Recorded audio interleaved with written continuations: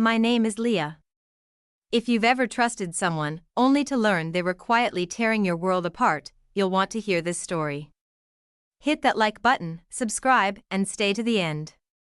Because what starts with a smile ends with a shattered facade. Welcome back to the story. Jason kept saying his mom was a little intense, but I didn't expect to feel judged before I even rang the doorbell.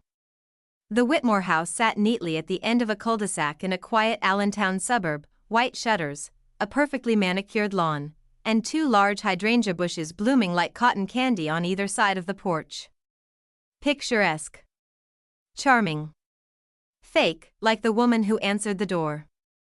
Margaret Whitmore, she said, lips pressed into a tight smile that didn't touch her eyes. You must be Leah. She didn't offer a hug. Just scanned me, top to bottom, like I was a dress on clearance that didn't quite belong on her boutique rack. Yes, ma'am, I said, holding out a hand. It's really nice to meet you. She took it, barely, then turned on her heel. Jason's in the kitchen. I hope you like chicken piccata. I didn't know what your type usually eats. My type. I exchanged a glance with Jason, who shrugged and whispered, just ignore her. Easy for him to say. She didn't size him up like a threat. Dinner was served on bone china. Silver cutlery. A candle in the middle of the table. Even though the sun was still out, so, Leah, Margaret said, sipping white wine as though we were at some fancy country club, what is it you do, exactly? I run a small graphic design business, I replied, keeping my voice light. Mostly freelance branding and web projects. She smiled again, sharp and thin. How creative. And you studied art? Design, technically. But yes. She hummed. Jason mentioned you didn't grow up around here. Where is it again? Pittsburgh, I said. Her eyebrows lifted, just enough. Ah. The city. That explains the nose ring. Jason coughed, choking on his wine. I smiled tightly. It's temporary. Well, I suppose everyone has their rebellious phase. Though I do hope it ends before the wedding. I blinked. Excuse me? Oh, I'm just teasing, she said, waving a hand with an oversized diamond flashing in the candlelight. But you two are serious, aren't you?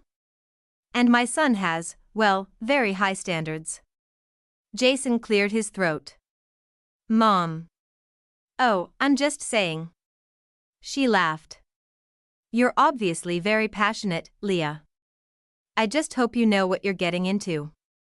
I didn't respond. I couldn't, not with the heat rising in my face. Not with Jason staring at his plate, silent. By dessert, it was clear, Margaret Whitmore had no intention of liking me. She hadn't even tried.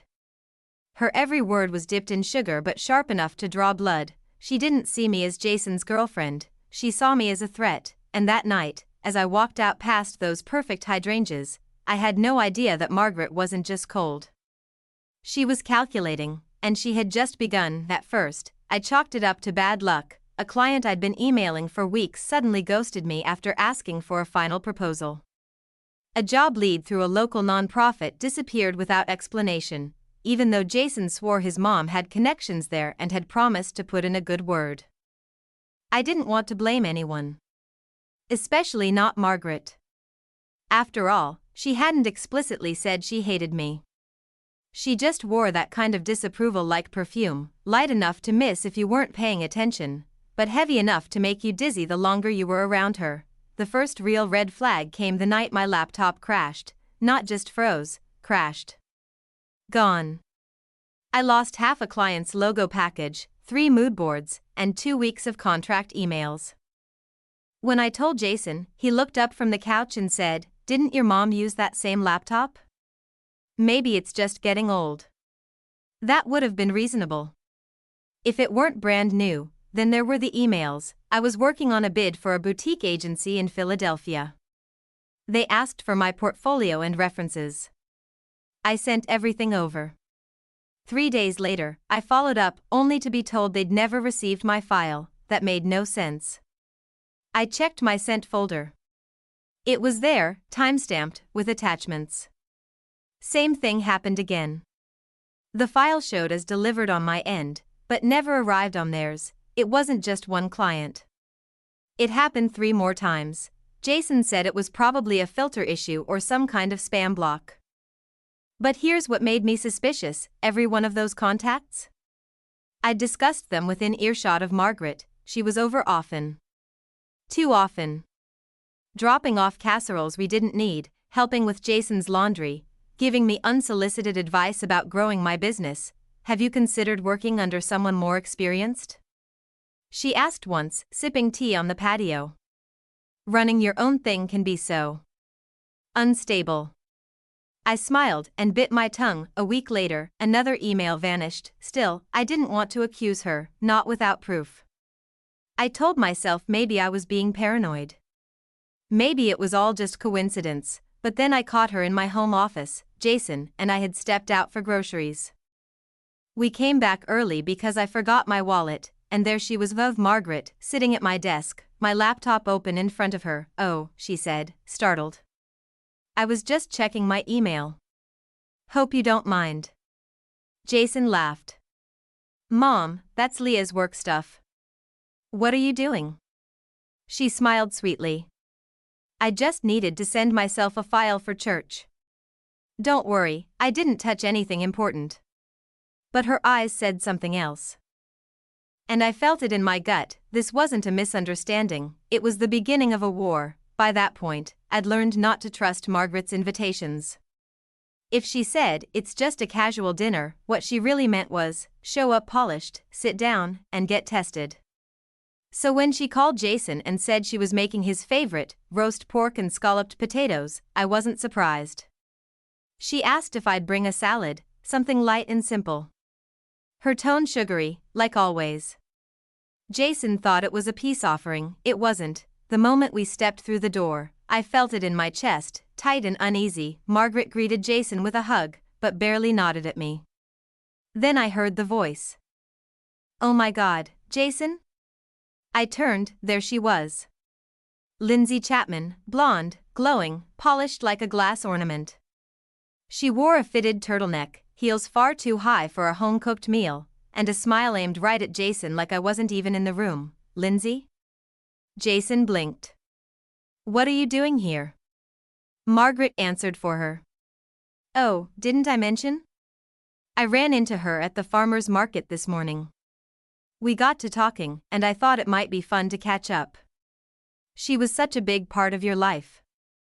I stood there holding a salad bowl like an idiot. Dinner was unbearable. Lindsay sat directly across from Jason, laughing too loud, touching his arm when she told stories. Margaret smiled through every moment like she was watching her favorite show. At one point, she even said, "You know, it's rare to see two people with such natural chemistry." Jason, to his credit, looked like he wanted to disappear. But he didn't say much. And that silence said everything. I waited until we cleared the table. In the kitchen, I pulled him aside. "Seriously? You're not going to say anything? What do you want me to say?"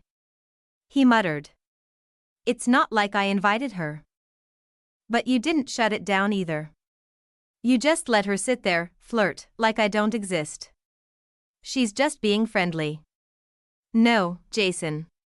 She's being invited, by your mother, to try and replace me." He rubbed his face. "Leah, come on. My mom is just being my mom. It's not a conspiracy." I laughed, sharp and humorless. "Right. Just like when my job leads started disappearing. Just like when she was in my office checking her church files." He fell silent. Margaret walked in then, drying her hands on a dish towel, calm as a cat full of cream. "Everything all right in here?" she asked, eyes dancing. I met her gaze. "Crystal." Then I set the salad bowl in the sink, turned to Jason, and said, "You need to decide, right now, if you're on my side, or hers."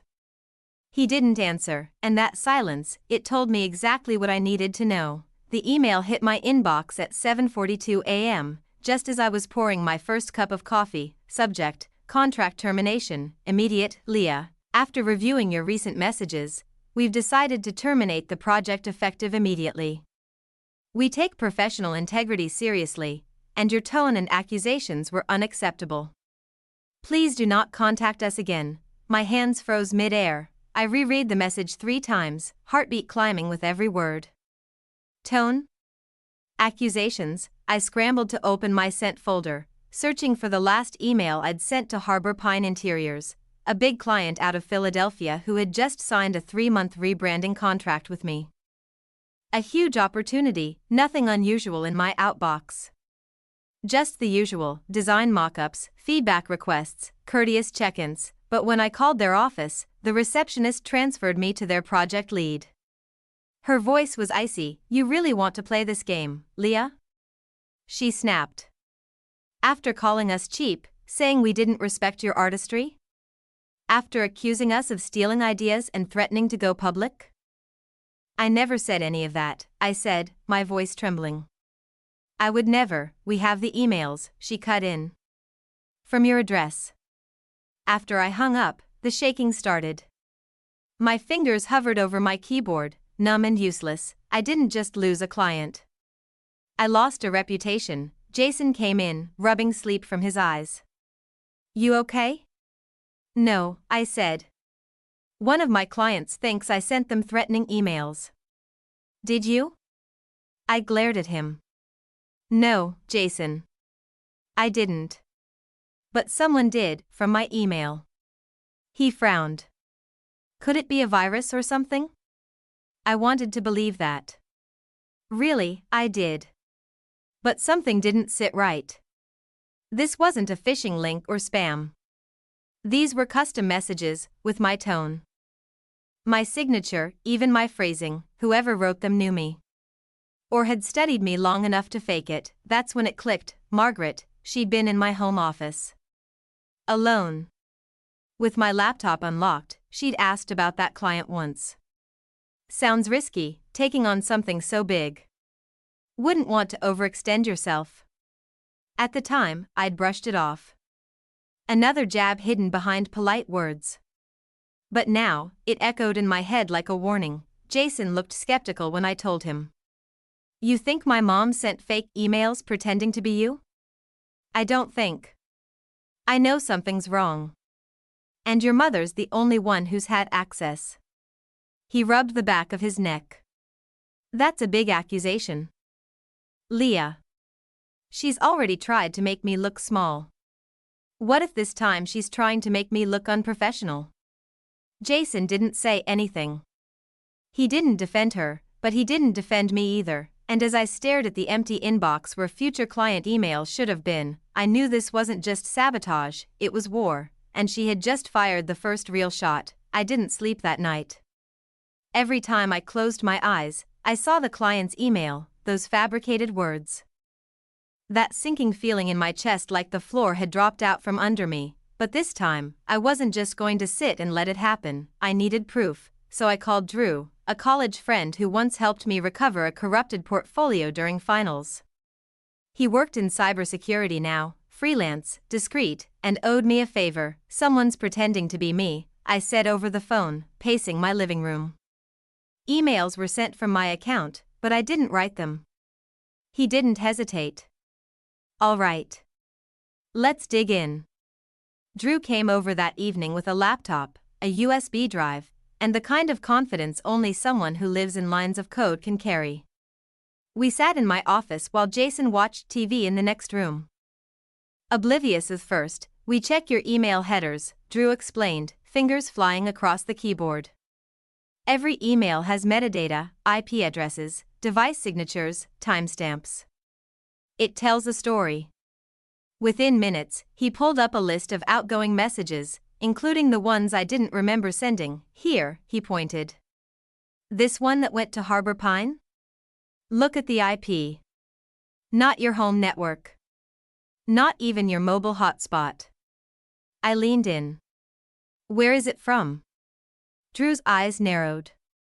"Looks like a private home network registered just across town.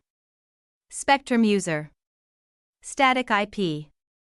He cross-checked the address through a data map, then he looked up at me slowly. It's coming from the Whitmore's neighborhood.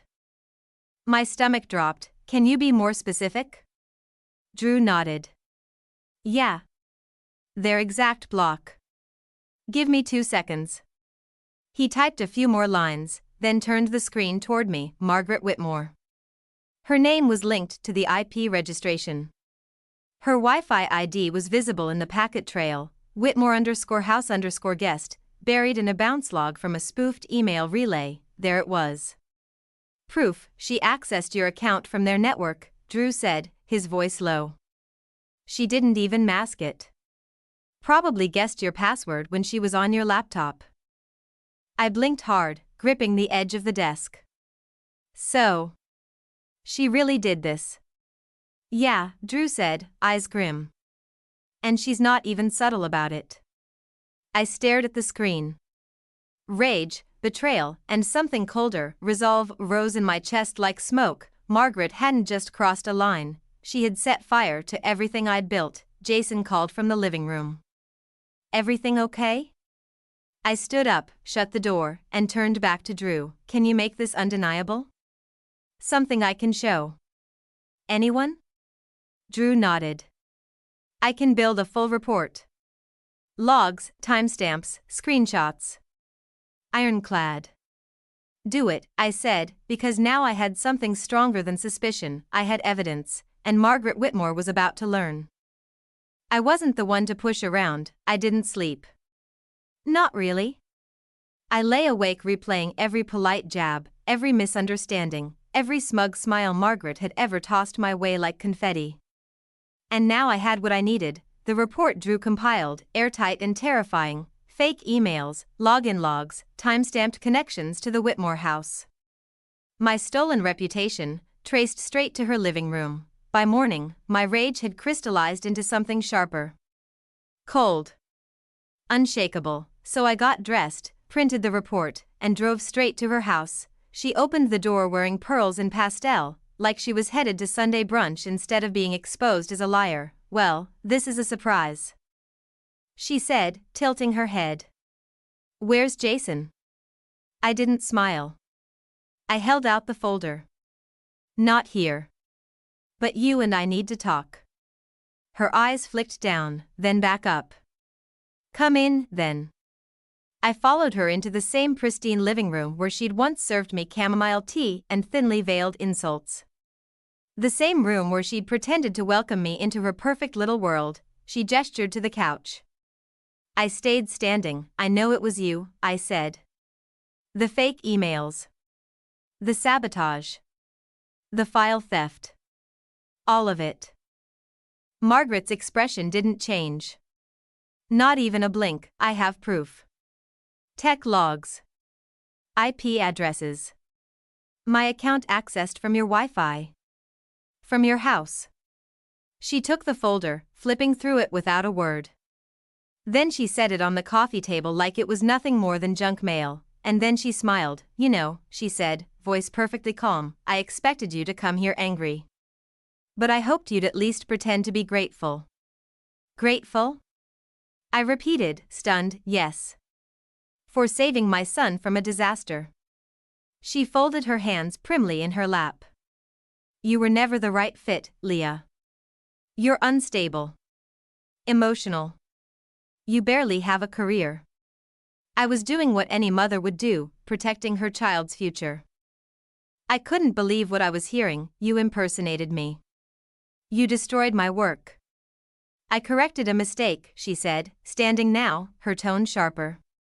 Jason doesn't need some freelance project dragging him down while he's building his career. You think love is enough? Love doesn't pay the mortgage. Love doesn't build a legacy. My hands were shaking, but I didn't let her see it. He's a grown man. He can choose for himself. She smirked. If he was truly thinking clearly, he'd never have chosen you in the first place. I took a deep breath and stepped back. You just made a huge mistake, I said. Because now I have proof. And the people you care about? The ones who think you're so polished and perfect? They're about to see the real you. Her smile faltered, just a flicker. Goodbye, Margaret. And this time, I didn't wait for an invitation to leave. I didn't go home right after confronting Margaret. I sat in my car, hands gripping the wheel, the folder of evidence on the passenger seat like it was burning a hole through the leather. My heart pounded, but my head was clear for the first time in weeks. I wasn't crazy. I wasn't paranoid. I was right. The only thing left was to tell Jason, and see what kind of man he really was. When I walked in, he was in the kitchen pouring cereal like it was just another Saturday. Hey, he said, glancing up. Where'd you go this morning? To your mother's. I tossed the folder onto the kitchen island. We need to talk. He frowned. Leah, what is this? I folded my arms. Proof. Your mom's been sabotaging me for months. She sent fake emails from my account. Got into my files. Destroyed client relationships. She admitted it to my face. He flipped through the folder, slower than I expected. Is this real? Yeah, Jason. It's real. Drew helped me trace it. Every email came from her Wi-Fi. Her device, everything. And she doesn't even deny it. He set the papers down. Look, I'm not saying it's okay, but she was just trying to protect me. I blinked. Protect you? From what? A woman who supported you, loved you, built her own career, and only ever wanted to be a part of your life? She thought you were using me, he said, softly. That you wanted to ride my success. And yeah, she went too far, but she had her reasons. My chest tightened. So you're not even mad at her?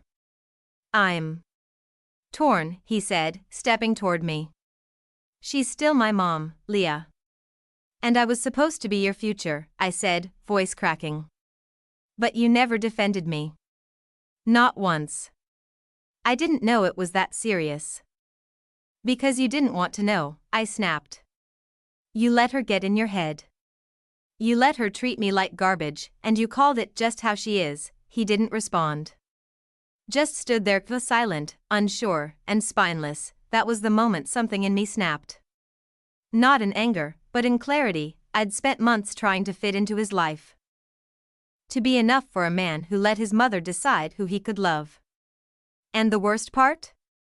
I'd convinced myself that if I worked harder, smiled wider, shrunk smaller, I'd finally be accepted. But the betrayal wasn't just Margaret's, it was Jason's, because he knew who she was. And he let me walk blindfolded through every minefield she laid. I'm done, I said, grabbing the folder and walking to the door. Wait, Leah, please don't go. We can fix this.